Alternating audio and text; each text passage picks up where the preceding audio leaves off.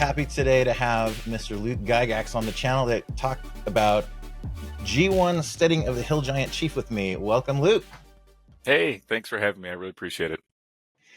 Yeah, it's so great to have you on. I really appreciate your time. Why don't we just dig right in? Before we sort of talk about the adventure, I want to just show off what my crew is up to. We've been doing a vintage series. Let me share my screen real quick. Here is the game room that we're playing in at my house here in Savannah on Saturdays. That's beautiful.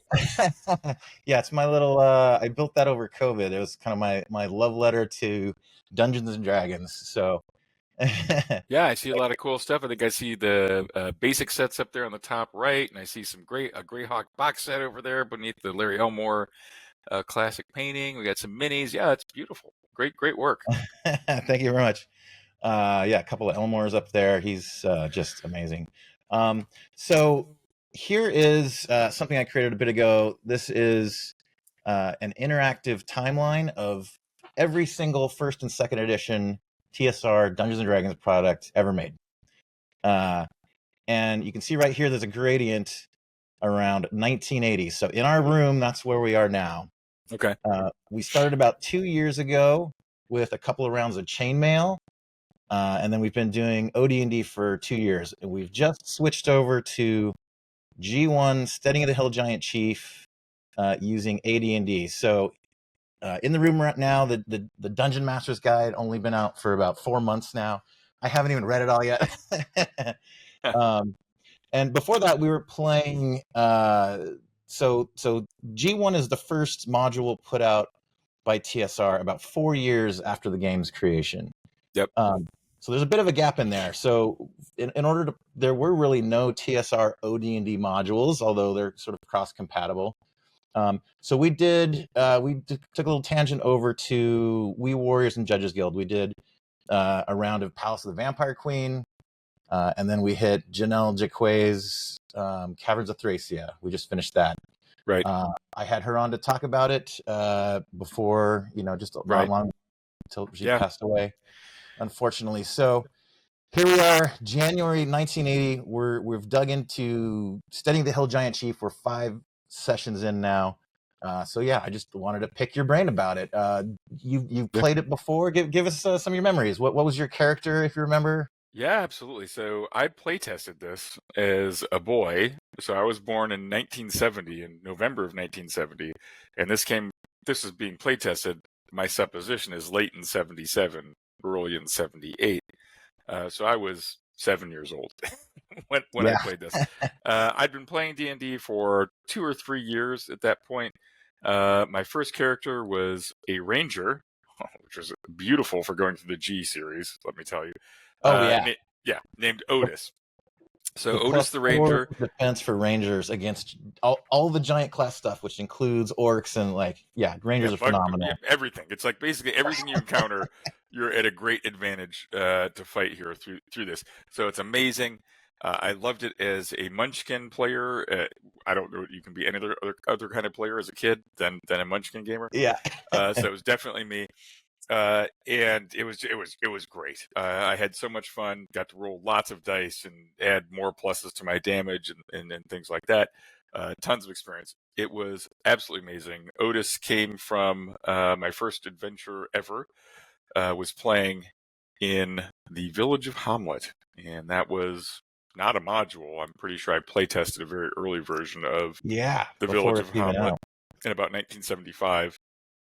And my dad let me roll the dice because I was really, 5 years old, maybe 4. And I wanted to play because all the big guys and my dad were around the table, and my brother and, Jim Ward and Rob Kuntz and those guys were gaming. And I wanted to hang out with them after supper time. And so he let me be one of the man-at-arms that they hired to go explore the moat house. And then he kind of told me to the side, hey, you're not really just a man-at-arms. You're a ranger who works for the druid in the woods. And you got to keep an eye on these guys and make sure that they're not actually evil and working to bring vile and evil people back to the moat house. So that was like my charge from there. So Obviously, the party learned they were good. I told them that who I was eventually, and I continued adventures. And another memorable adventure that is kind of stuck in my mind is this one, G1. And part of that is because of the cool little sketches that were in the book. And I remember my dad holding them up and showing us some of the pictures that were in there, and also leafing through the old monochrome version, which unfortunately I can't find. I know I have it on my bookshelf back there somewhere. I have the monochrome G1 version, but I'm currently perusing a reprint of the G1 through 3 that has the original illustrations in there.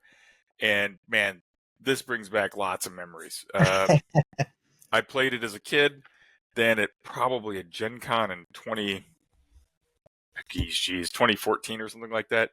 I went back and played G1 as my other character after Otis. My second character was named Melf, who was a fighter magic user, and I played a version of him through G1 with a group of friends at a Gen Con 10 years or so ago. And it was pretty fun, although I have to admit I hadn't read it in between there, and I wouldn't read it because you don't want to spoil the adventure. Yeah. Although there's not a lot, I think one thing to note is that there's not much to these modules. I mean, is it 12 pages total? It's all of 8 pages long. It is 8 pages. All right, so it's 8 pages. I think maybe the second one, the Frost Giant might have been 12 pages. It was a little longer. Plus the 2 pages of maps. So yeah, I guess we're up to 12 with those and cover. Okay, so yeah, so it's 12. But my God, this was, and how many sessions are you into it? We're 5 sessions into a 8-page module. Yeah, it's densely packed, right? It really is. Yeah. Yeah, but every sentence has meaning pretty much in here, right? There's not any throwaway sentences, which is good. It's definitely a concise writing style. Printing was expensive. It's the first, like you said, it's the first go at a module for TSR. Up to this point, I think it's pretty safe to say the party line from my father was read the books, make your own world. Like, yeah. And they saw, it was a Palace of the Vampire Queen or whatever it was. They're like, wait a second, people are buying that. We should do this. Hey,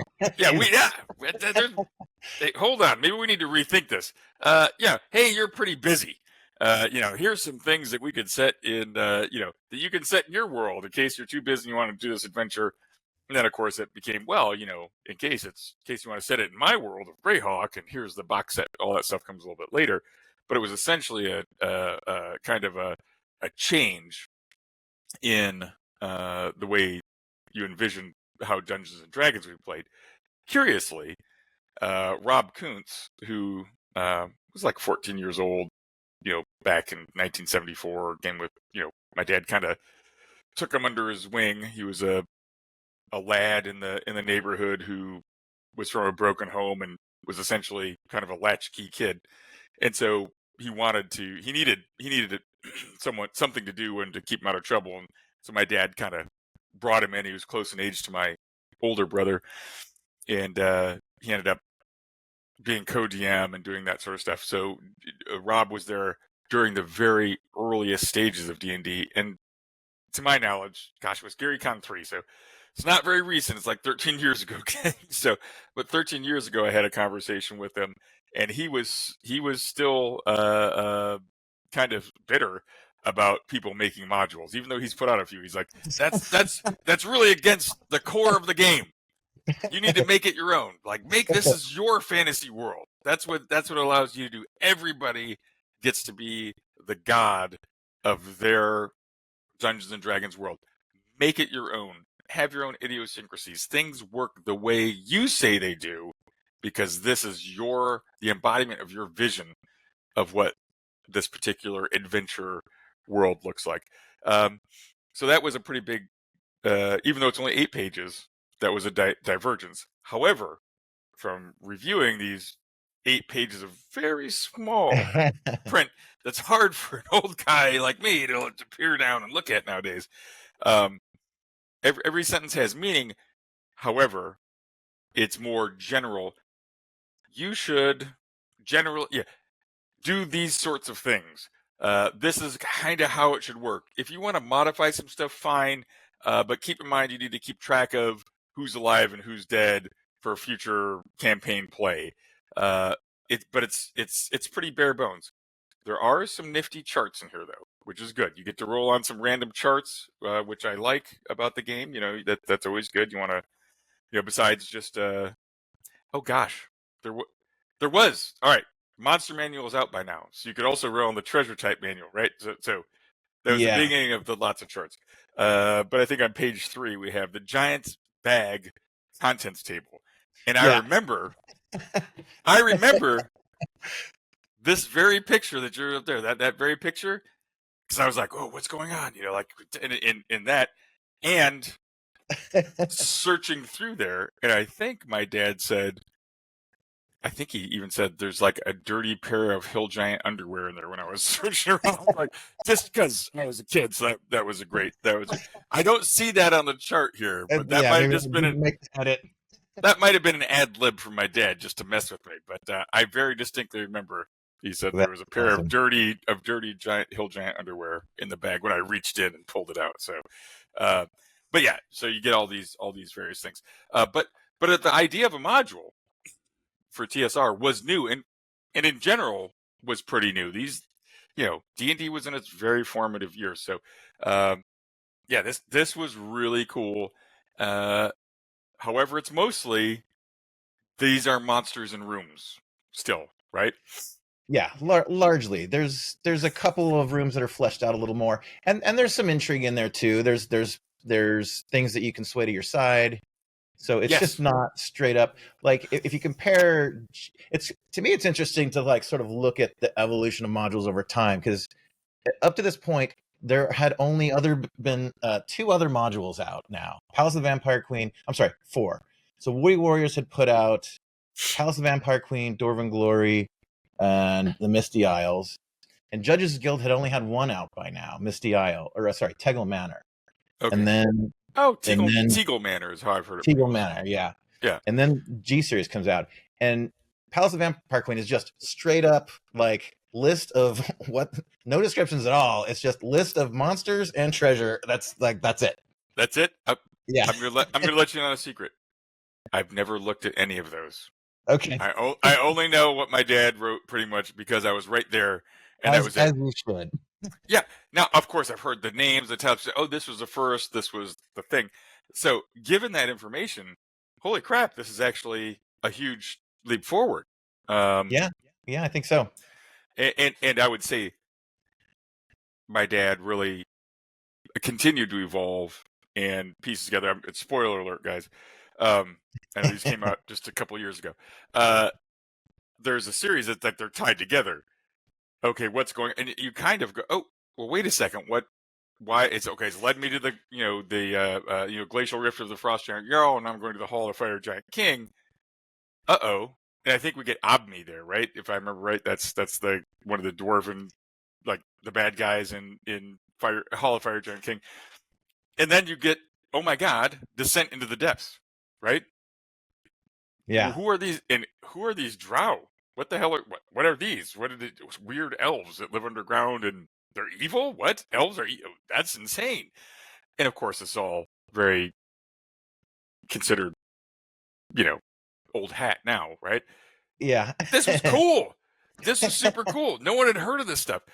And so we're seeing a story arc of bad guys and, mystery and uncovering, motivations and stuff.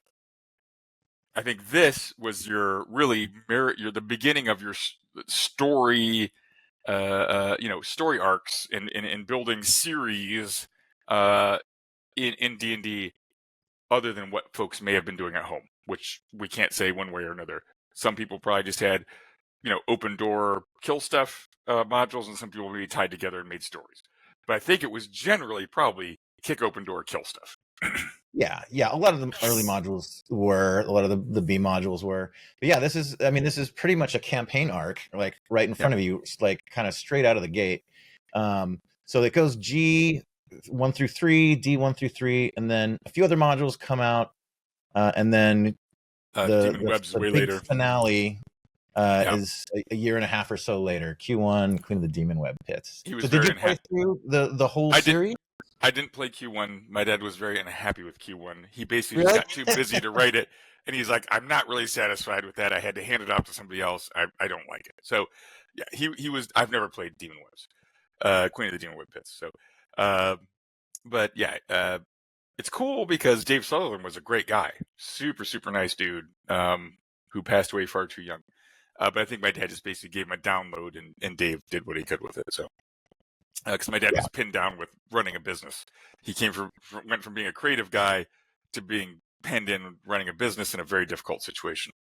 and a prolific writer. Like if you look at the number of things that he put out, like in this very short amount of time, did he sleep at all? Like, no, he would stay up late. He really would. He was used to working a regular job and then staying up most of the night to write.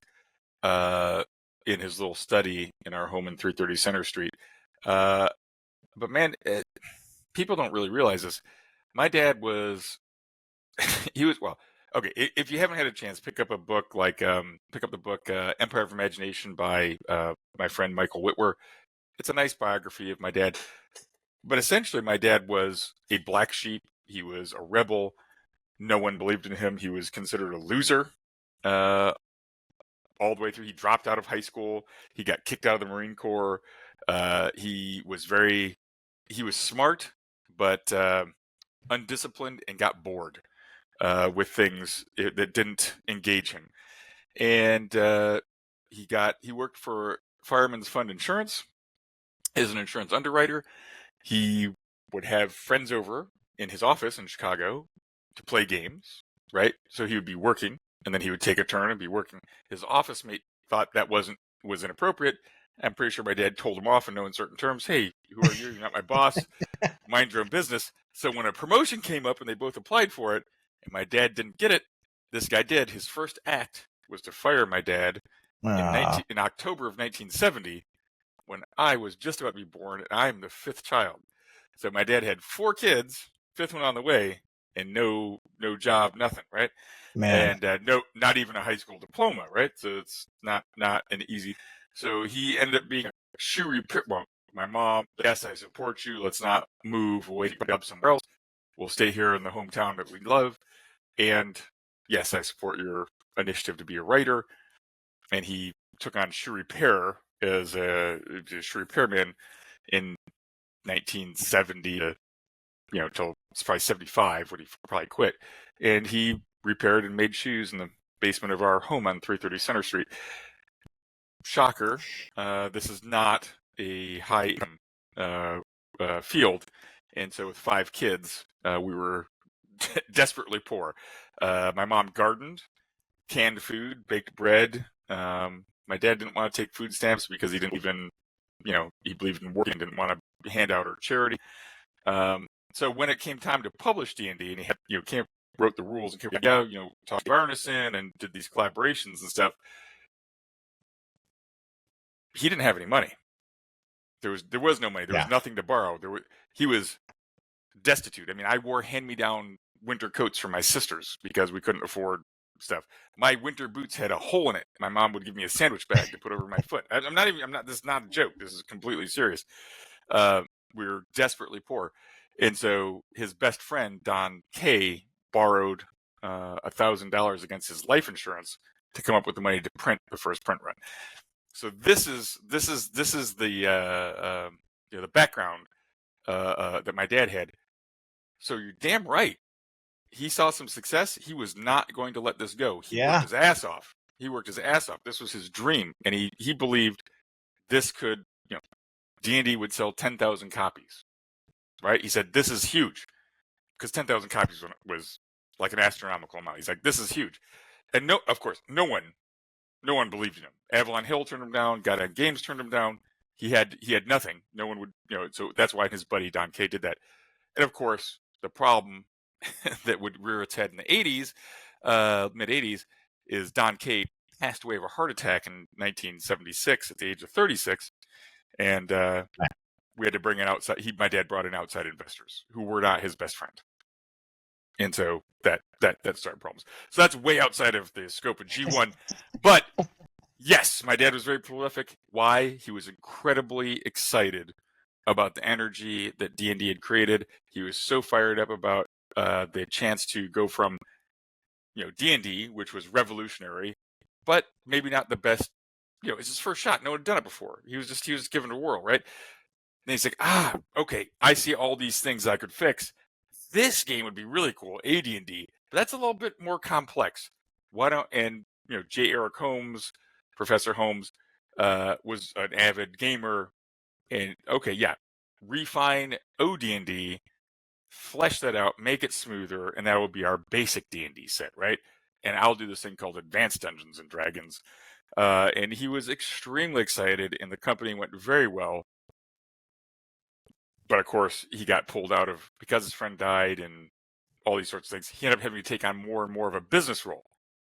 Remember when I said he didn't graduate high school? And he's running a multi-million-dollar business.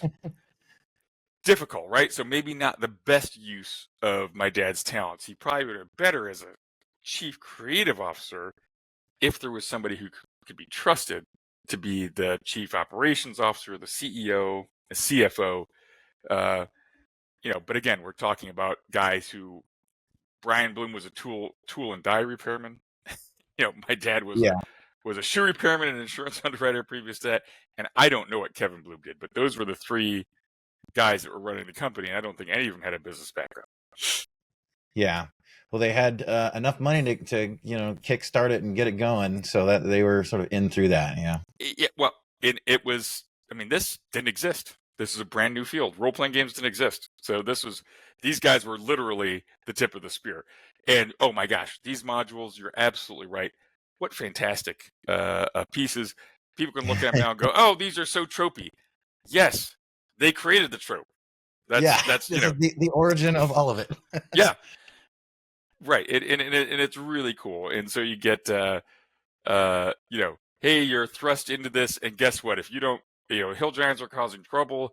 We need some heroes to go there and take care of it. If you don't take care of it and you come back, it's curtains for you. So you're basically on a railroad. you gotta confront the evil. You get the cave or some other place, a little ways away from the Steading, where you can retreat to and recoup if you need to, with the caveat to the dungeon master, hey, if they do this, the hill giants are going to be expecting them and they're going to be on guard. Make sure that you make it a little bit tougher when they come back. But that's all part of maybe a wargaming past and the rules of Dungeons and Dragons. You had to heal 1 hit point a day, or other than clerical healing or that sort of stuff. So there were periods where you needed to basically rest, recoup, and refit to go on another adventure if you got beat up. So you had to really husband your strength to go through this, because I believe we went through this in one go. I don't think we really retreated. Yeah, I don't think we retreated out and went back in. Yeah, you're playing a bit of a resource game at that point, because there's some really hard fights in here, and you're blowing through your good stuff. Probably pretty early on, right? So you're getting a little straggly towards the end. We're 5 sessions in now. Our players have cleared the kitchen. They've sort of gone up the left and are now down in the basement. Okay. In the dungeon, and they haven't left yet. So we'll see. No, actually, I think they just did after this session. They found the treasure rooms. They filled their pockets. I liked that now moving from OD&D to 1E, we're taking encumbrance a little more seriously. We didn't before, like in Palace of the Vampire Queen. It's like, oh, there's a 30,000 gold value coffin, and they're like, yeah, just put it in the hole. Yeah, snap it to my back. They don't have a hole. They're just like, I'm like, all right, you can carry. We did the math. Yeah, everyone can carry 500 gold to start, and then depending on your strength, you can get that much more, which is really not a lot. There's way more treasure than they can carry. Well, why do you think Tensor's floating disc exists? Right. It's because my dad would give us thousands of silver pieces. right? Yeah. Oh, but you can only carry 250 in your backpack, right? Well, okay, I want to make basically a magical sled that'll carry all this stuff out, right? Because those were experience points. That's As right. soon as you left the room, that shit disappeared. By the way, it was gone. Like Oh no, as there's soon no as you coming back left, for it. like yeah, there's no coming back for it. It was gone. It was gone. If you left that area, it was someone else came and found it and took it. So yeah. I think my players are going to be frustrated because the player that has our bag of holding or whatever it is was out this week when they got the treasure. So now that they've left, Oh no. that was most of the XP in the level that they may be missing out on. Well, we'll see. Maybe I'll give them out for that.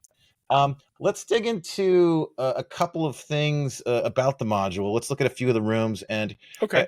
one thing that's just right on the cover, official D&D tournament module used at Origins 78. So these first ones were really sort of tournament modules that then they okay, we're gonna make modules. We've run these before.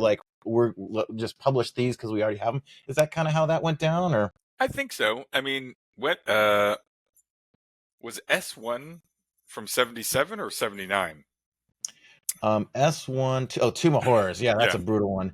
Yeah. So this one, 1978. It was 78. Right at the end of 78, December 78. But it was okay. It was originally an Origins tournament. So it was originally an Origins tournament, and I think it was for Origins 1, which would a version of that was used. So that's why like a little red flag went off in my head. I was like, wait, something's not lining up. Tomb of Horrors was published as a module later, but it was used as a tournament module prior, I think, at Origins 1. Okay, cool. Yeah, sorry. And yeah, I think about how that sort of, because the next, so basically all of these are tournament modules, although the D3 doesn't have that badge on it. And then you get to T1 Village of Hamlet. So that's, I think this is the first one that isn't a tournament one designed to kind of kill players in a way. Right. And so T1 is now like a proper sort of campaign adventure, or the opening of one. Yeah, absolutely. But yeah, I mean, they were really kind of make it up as you go along, to be honest with you, right? I mean, there was no templates or conventional wisdom or any of that sort of stuff. So yeah. Let's take a look at a few rooms in G1. So the one that, as my first read through of it before we played, room 11 is my jaw dropped a little bit when I came Great Hall, to it. right? Is that what that is? Yep, it's the Great Hall. There's a fire pit. There's a bunch of tables in there, and its contents include 22 hill giants, 3 stone giants, a cloud giant, the sub chief, the chief hill giant and his wife, 8 ogres, and a cave bear. I have hinted at the party going on in that room to my players, and I am afraid for them. So did you guys get through that room? How did they didn't attack, did they? I haven't had them attack yet. No. Oh, great. Yeah. So I think I think you're supposed to avoid that room. So what people forget in today's mindset is, if there's a monster there, I should fight it because it's been geared to my level. No. Sometimes there's stuff you should avoid or run away because it will kill you. And that's how older school D&D editions were. If you're on the battlefield, as a military, these guys played military war games. If you're maneuvering and you have a platoon and you come up against another platoon, you don't attack them, right? You want a company to attack a platoon. You want 3-to-1 odds, right? So guess what? Oh, look, I'll just mark that and maybe I'll come back another time. But guess what? I'm going to work around it or do something else unless I absolutely have to attack it, or I'm going to seek some sort of advantage to be able to attack them, right? Maybe there's magical devices, or I can get the drop on them and ambush them or whatever. But for the most part, you want to avoid that. The second time I played it, I was full of hubris because I was playing MILF. I was like, I could take this. So I hurled all my spells in there and just went gangbusters, and we killed them all. But man, you're right. I was absolutely depleted on spells, and I'd taken some hits. So essentially, it's a Pyrrhic victory. If you fight this, you're not going to be able to do the rest of the adventure, right? So I would say using cunning. These guys are partying; they're having a good time. I generally think you should. I think there's a way you can work with people to get them to perhaps back you, and then you could make a play against. Gosh, what's the guy's name? Nusra or something like that? Or Nostra, yeah. yeah. So you can work against him to overthrow him, right? Maybe get some people to help you out. So that's great. That's like using your noggin, right? As opposed to just brute force. So either avoid, like avoid it, or recruit people to help you out to defeat him. So finding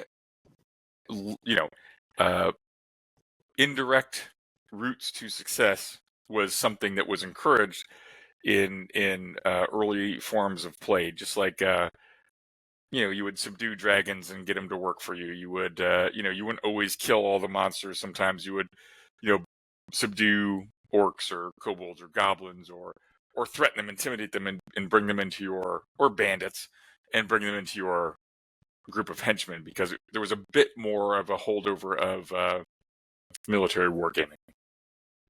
Yeah, where you get retainers and henchmen and a bunch of NPCs in there. And in fact, the whole basement of this is filled with enslaved orcs.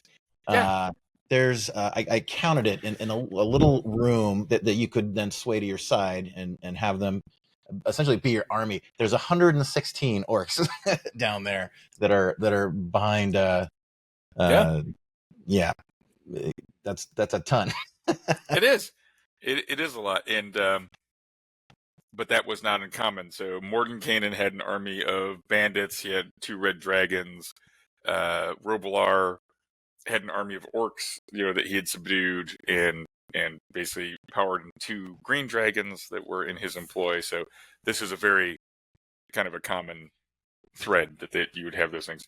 So there's a illustration on page 5 of there, which brings some great memories, right?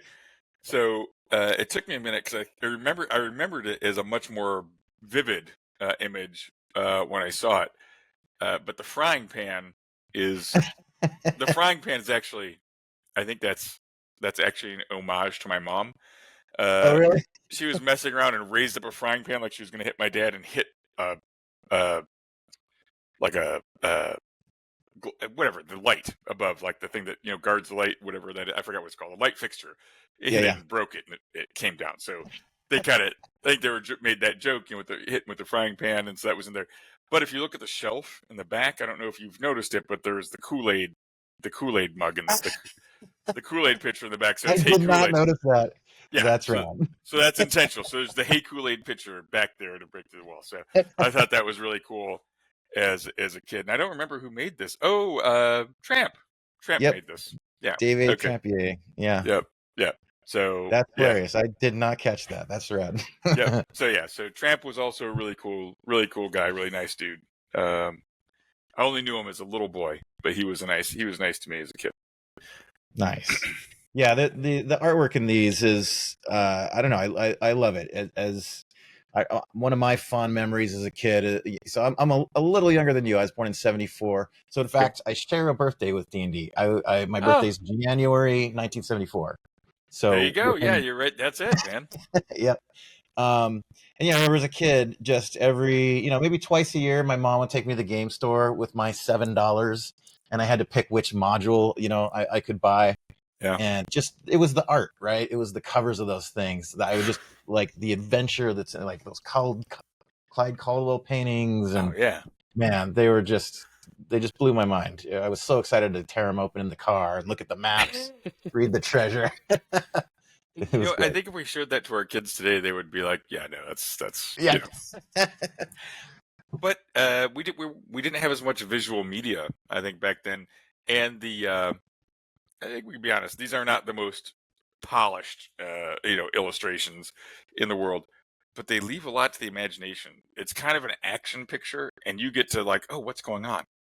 I'm starting to make the story in my mind. Well, how do I explain what this illustration is? And I fill it out. I flesh out the scenario based on the pictures, and I think that for me, and maybe it's a generational thing, I kind of prefer that to the the really really detailed, amazingly skilled pieces that are in a lot of artwork in RPGs today. Yeah, for sure. Yeah, I find it fun too to just hold up the book, like you're in the kitchen. It looks like this, to the table. That's 100%. And guess what? What does S1? What does Team of Horrors have? It has a Tons of pictures whole in there. separate booklet of pictures, right? That shows that, which is also carried on an S3, Barrier Peaks, which has amazing pictures, because it does help you. And I would argue, I think it's, to me, more useful than terrain. Although I love Stefan, and Dwarven Forge is amazing. So if you use terrain, do that. If you print your own, Fat Dragon dungeon tiles are wonderful. Dragon Lock. But for me, I like the freedom of Theater of the Mind, but it is nice to have a reference picture.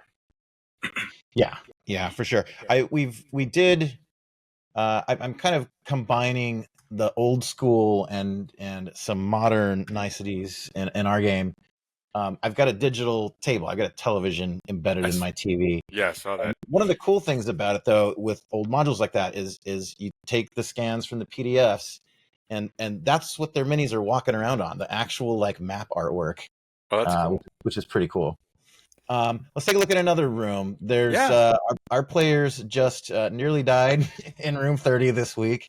All right. It's got 4 manticores in it. Ooh. And man, are they brutal. And the way that the trap is set up is they're behind a portcullis, and if anyone approaches them, the portcullis will swap. So it will raise, and one further back will close. So it will trap a player in there with 4 of them. And they're 4 insane manticores. Insane manticores, yeah. These manticores are insane. They're crazy. Their prices are crazy. Yeah. Okay, sorry.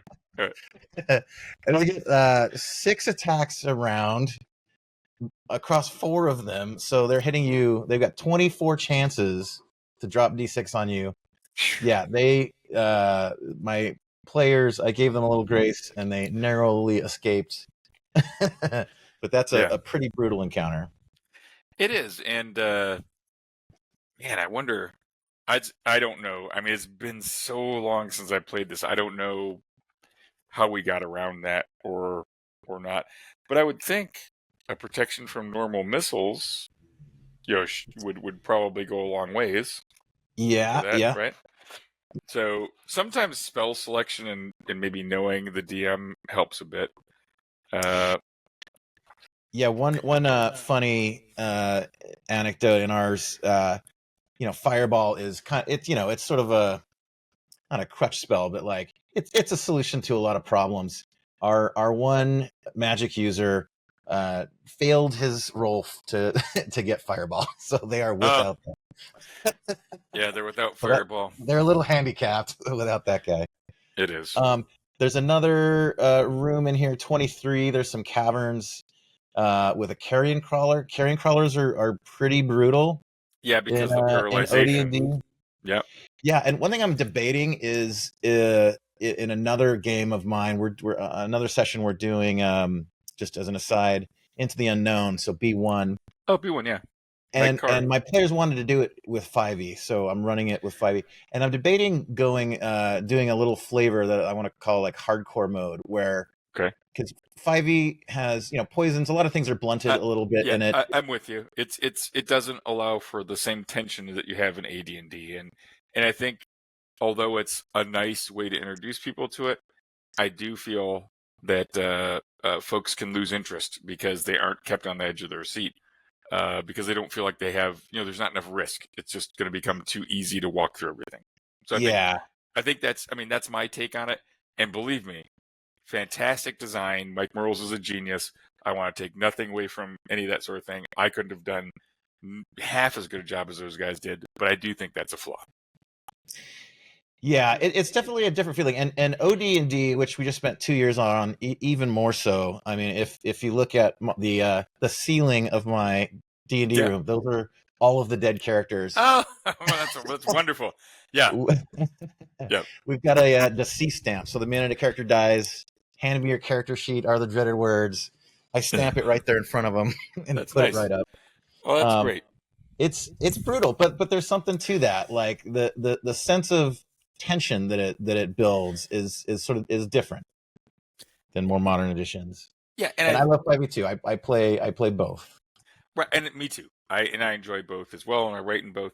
I would say that this is not a question you asked, but I think that it builds resiliency to be able to deal with loss of a character, especially as a young person, right? You know, because a lot of us were pretty young when we start playing D&D, and to realize, oh, okay, this is in a sense, it's a failure, right? You didn't make it through there, but I'm going to pick up and continue on, and this next person is going to, have these successes and that sort of thing. So I think there's something to be said for that. I think it can be educational because it's all make-believe, right? No actual characters were harmed in the playing of this Dungeons and Dragons scenario. No one was harmed. It's just a character, and so I think there's some efficacy, and there's lots of great skills that we learn from playing D&D, and that may be one of them. Yeah, and I like both flavors, but the tension I really dig about sort of the older style playing for sure. Me too. As I'm just reading the first edition Player's Handbook and Dungeon Master's Guide for the first time, it's a lot to chew on in the beginning. I've had a little confusion about like how movement works, whether or not you get to move and attack or 10 feet, and there doesn't seem to be a ton of consensus really. I've leaned on the 1E Facebook group and had a lot of questions answered, but I think you just make it up. You just make it up, dude. That's the right answer, is it? Tell us some of your homebrew rules. What do you do that flavors your so 1E for game? me, I let people kind of have like a half move and an action, so I give them that because otherwise I don't like it when I'm a player. It's like, what are you doing? Well, I'm going to cast a spell. Can I move it all? No, you can't. It's 60 seconds. Are you telling me I can't move it all in 60 seconds while I'm doing this spell? That seems ridiculous to me. So I kind of home rule that a little bit. I don't use weapon speed factors. My dad didn't use weapon speed factors. I like individual initiative, and I like to roll that on a 10-sided die because there's 10 segments. It's a minute. Each segment is 6 seconds. And you use your dexterity to influence that up or down, or not up really, but down. Earlier is better in that case. And then if you're throwing a spell, I make you say, I'm going to throw a spell in advance, right? Before you roll your initiative, I'm throwing a spell, and you know what spell it is. So you start casting the spell, and on your initiative, you start casting the spell. You count the segments, and that's when the spell goes off. Nice. If you take damage prior to the spell going off, guess what? Fails. Spell is gone. Yeah. So nice. We're doing D6 group initiative. Okay. And we just introduced this week. It's kind of fun too because someone mentioned online this concept of 1E version 0.66 where the Player's Handbook had come out, but not the Dungeon Master's Guide yet. Okay. So there's this like year period where the combat rules weren't quite there, and now I've kind of like read a lot of the Dungeon Master's Guide, but still not the whole thing. So we're kind of like introducing mechanics as we go and kind of switching over from the OD&D rules. That's been a lot of fun. I never read either one of them cover to cover, or any okay. Monster Manual probably. But when I had a question, what do you think I did? Yeah, you asked Dad. I asked Dad. Hey, Dad, what does this mean? And he gave me his answer, which may not have been what was in the book. As I found, as I've been playing, people say, well, the book says, and I'm like, well, that's not how we played it. But, yeah, and that's okay. I think that just goes to the fact that sometimes, my dad would include things like psionics. He didn't like psionics. He thought that was garbage. But somebody wheedled and whined, and so he included psionics in there, right? Same thing with the monk. He didn't like the monk. He's like, okay, fine. But Brian Bloom was a huge fan of the series Kung Fu, right, with the David Carradine. David Carradine, yeah. So So that's how the monk got in there, right? So it's not, there's other people that were there and influencing stuff and doing things. But considering, what was out there at the time, oh my gosh, like as a grown up, is someone who can kind of appreciate what was going on. There was no predecessor. There was nothing like this. He was breaking ground on stuff. What amazing documents he put together. If you can sharpshoot it, is it the most polished? Is it the most organized? No, certainly not. But if you appreciate that it was the first of its kind, wow, it's amazing. And I certainly wasn't like tooting my dad's horn as a kid, right? I didn't. It was just my dad, right? I didn't realize all this until until after he passed away, and I started delving into it and looking into it when people talked to me and said, Dungeons and Dragons changed my life. I'm like, changed your life? What are you talking about? Really is what I'm thinking. Or they'd come and thank me and tell me stories. I'm like, why are you thanking me? I didn't do this. Sure, I was there. I played games with my dad. And I realized, okay, well, my dad's not there. So my job is to graciously listen to their stories. And I did, because, that's what you do. That's what you should do. And I learned a lot.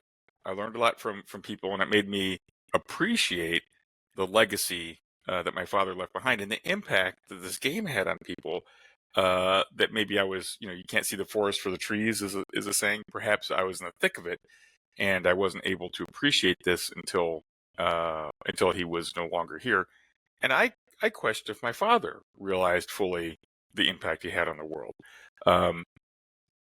Because he didn't walk around like he had an S on his chest and it was, better than anybody else.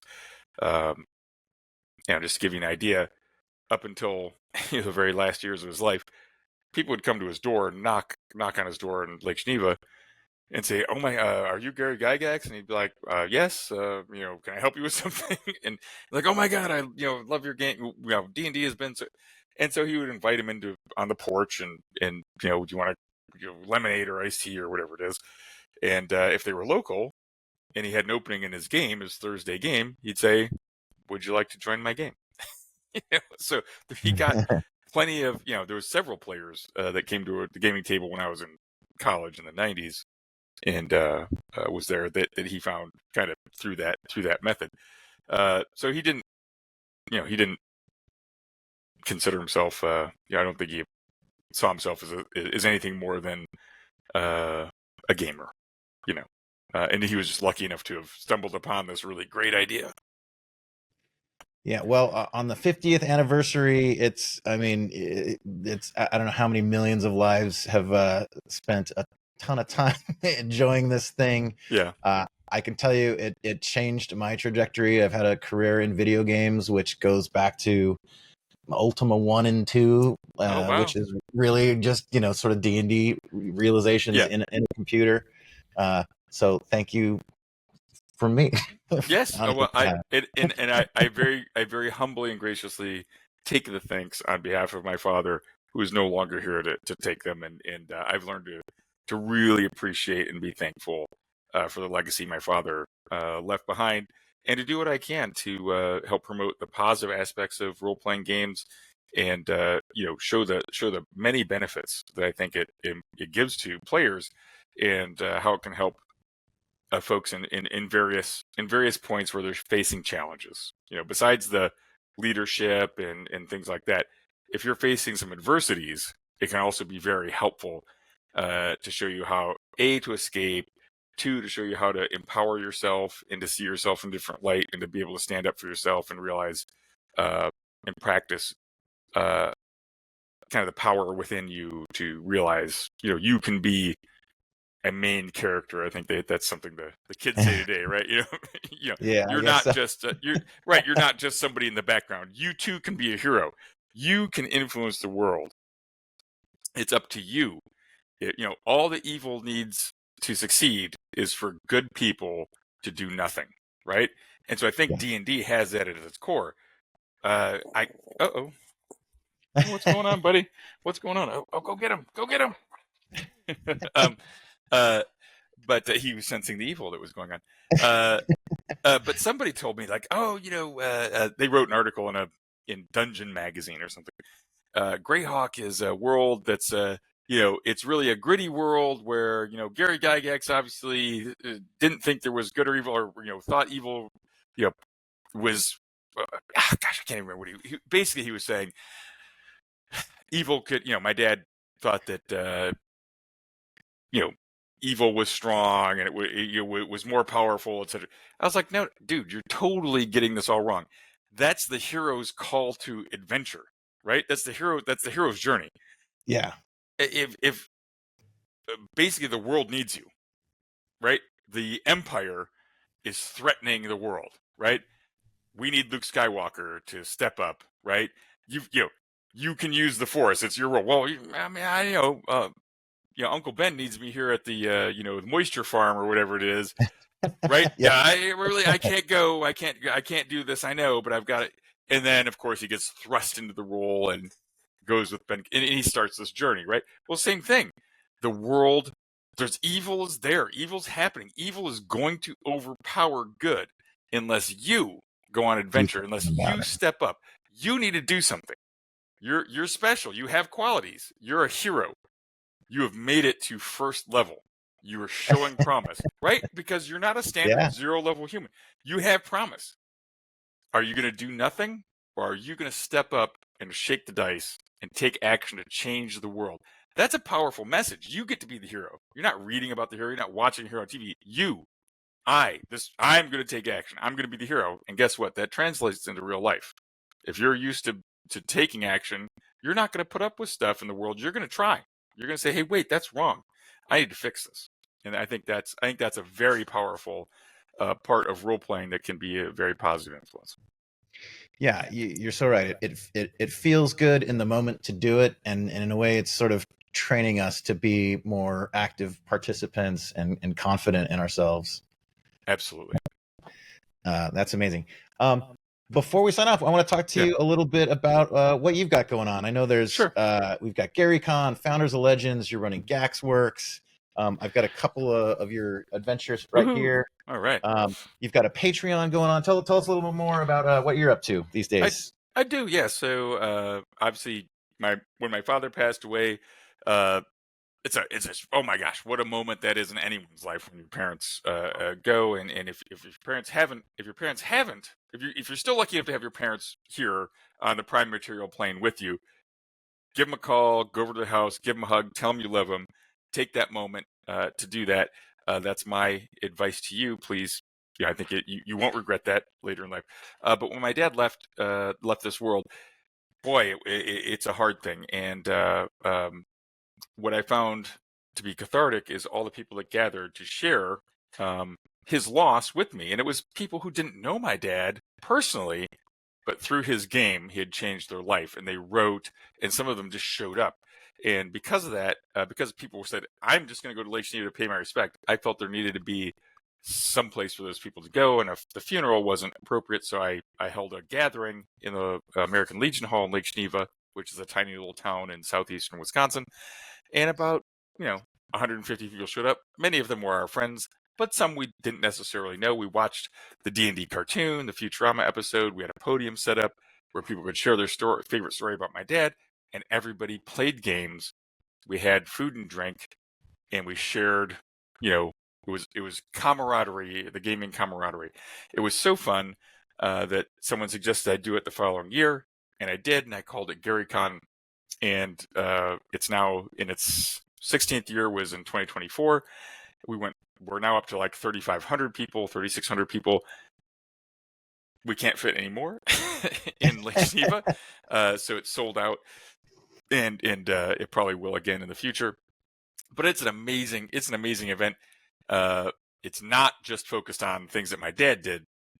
My dad loved gaming with a capital G. He loved to play cribbage, pinochle, railroad games, miniatures. He loved all sorts of games, and there's no edition wars. We love people who want to play OD&D or 5th edition or Castles and Crusades or DCC or RuneQuest, whatever you want to play. It's all welcome at GaryCon. It's a big giant tent, but we want you to have fun playing games, and we kind of promote that spirit and remembering not only our founding people, my dad, Dave Arneson, and so many others, but those who are still with us today. We celebrate them, or like Dave Wesley was the guy who created Bronstein, which is sort of the spark that Arneson used for Blackmore, which he showed to my dad, who then married it up with Chainmail and came up with Dungeons and Dragons, right? Well, Dave Wesley's still alive, and he comes to GaryCon. What a wonderful thing! You can play Bronstein with Dave Wesley at GaryCon. So there's that, and you can also play 5th edition D&D with Mike Merles or other folks. So anything in between those two things, you can do at GaryCon. So it's in March every year. GaryCon.com. Give you some more information. I retired from the Army after 33 years in September of 2022. And I had started writing a few little... Congratulations on retirement. Thank you. I'd started writing a few adventure scenarios for GaryCon, but, it was just like 100 copies that I would sell at GaryCon. It was nothing big.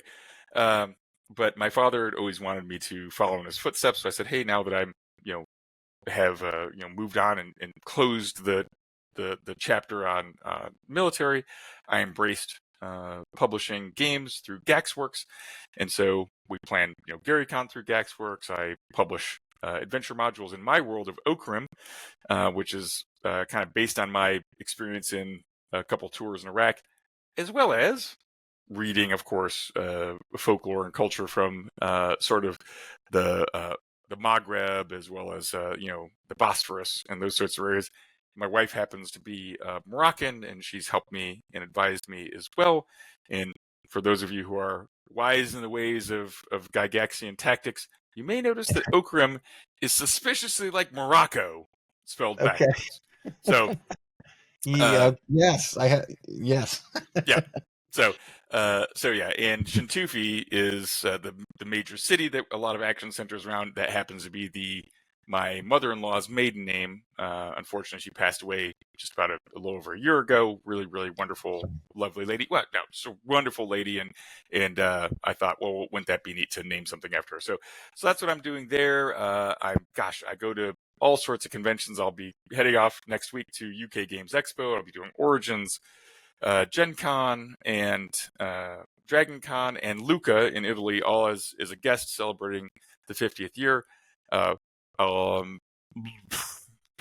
Sign up for, go to gaxworks.com, favorite that page or bookmark it so you can refer to it more. If you are a gamer and you like free adventures and want to learn more about my world of Okrim, go to my Patreon, which is patreon.com Gax Works, GAXXWORX. We have G20 magazine that comes out every month with an adventure in there and fleshes out the world of Okrim. I'll be doing... I've got so much stuff going on. I'm sorry. I'm rambling on. One thing I'm really proud of, though, that was so good.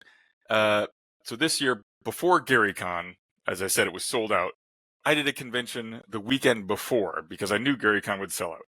But I wanted a smaller, a little bit more intimate event focused primarily on OSR. All games are always welcome. I'm not an Edition Wars guy, but it was primarily OSR, old school focus.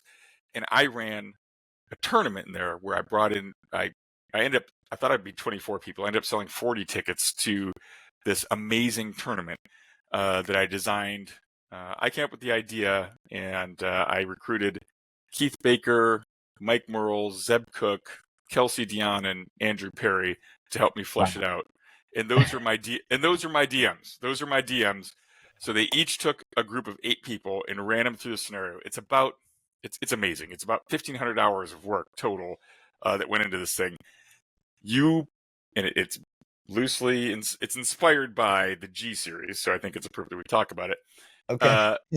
But you start off as an OD&D character, and you play OD&D 1E, 2E, 3 and 4, and 5. So you play 4-hour sessions, 16 hours of D&D as the same character in the same scenario, and your character evolves or goes through incarnations, right, from OD&D to 5e in this story arc.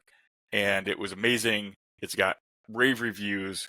Out of the 40 people, we had like 85% respond to our questionnaire, which is amazing, by the way. That's usually like 20%. Yeah. One guy hated it, by the way. So there is that. There's one guy who was like, this sucks. I don't like anything about it. Okay, that happens. But everybody else was like, when are you offering the next round of this? Because I want to sign up right now. And oh, by the way, you didn't charge me enough money for it. so that was pretty good. And it was $2,000 a ticket to go through this adventure. But it was, included some swag, amazing DMs, food and social hours afterwards. And oh my God, that was freaking amazing. And I'm so happy with that. I'm going to be taking that. Hopefully, knock on wood. I got to find some wood. Oh, here's a dice box. Okay, I'm knocking on the wood. I'm going to be taking that on the road to hopefully Seattle in July, September, in tandem with Dragon Con down to Atlanta, and then in October, November to Las Vegas, where we'll be recreating that and running groups through it. And then, of course, we're already working on season 2, which will kick off at Gary Con, and then we'll continue doing that. And of course, if you are familiar with G1 through 3, you know what comes next. Yeah. So there's a component where you descend. And it's tied in. It's not like a rehash or a reboot or anything like that. It's just inspired by. There's some elements in there, but it's a completely new adventure, and it kicks ass. That's all I'm going to say. It's really good. So look out for that. So again, follow me, sign up for it. I'll be announcing it, and if you want to join in this experience, we'd be really. I just want to share this. I just want to share this with people because the looks on the people's faces were so good, because these were 8 strangers who came together. Each group was 8. These guys are now friends, and they game. They live all over the country and world, right? But they're talking about they're gaming. They're gaming group now. They do like online gaming. Just all of them are staying in touch, and they're all talking about the next year and what they're going to do. Right, the next iteration of Incarnate. So that's a good sign that something was awesome when you can and people say this was the best D&D or gaming experience I've had in 30 years, 40 years of gaming. So hats off to certainly not. I'm not taking credit for this. Hats off to Baker, Merles, Dion, Cook, and Perry. What a dream team. Yeah. They were a dream to work with, and I tell you what, they were. There was some trepidation. Yeah. As a DM, because they each ran the scenarios. They all had to run from OD&D to 5e. All the editions. Wow. All the editions. Right. So some of them were like, "Holy come on, are you kidding me?"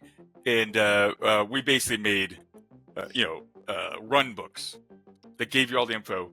And we had assistant DMs that were there who would be the ones who would whip through and find a reference. So DMs got to focus on story. Assistant DMs got to move minis and look up rules and keep track of hit points and things like that. So if you can swing it, that's the way to do it. Have 2 DMs. That is amazing. Yeah, consider me signed up if possible. Dragon Con's only a 4-hour drive for me here in from Savannah to Atlanta. So yeah, okay. I will go just for that. Dude, it was so good. It was real. I mean, I thought, oh yeah, this is a cool idea. It'll be neat. It was. It's amazing. That's really amazing. These guys crushed it. So yeah, I mean, hats off. I mean, I come up with some good ideas, but ideas are easy. Execution is hard. And these guys executed, and it was amazing. Incredible. Mr. Luke Gygax, thank you so much for coming on the channel. I really appreciate your time. My pleasure.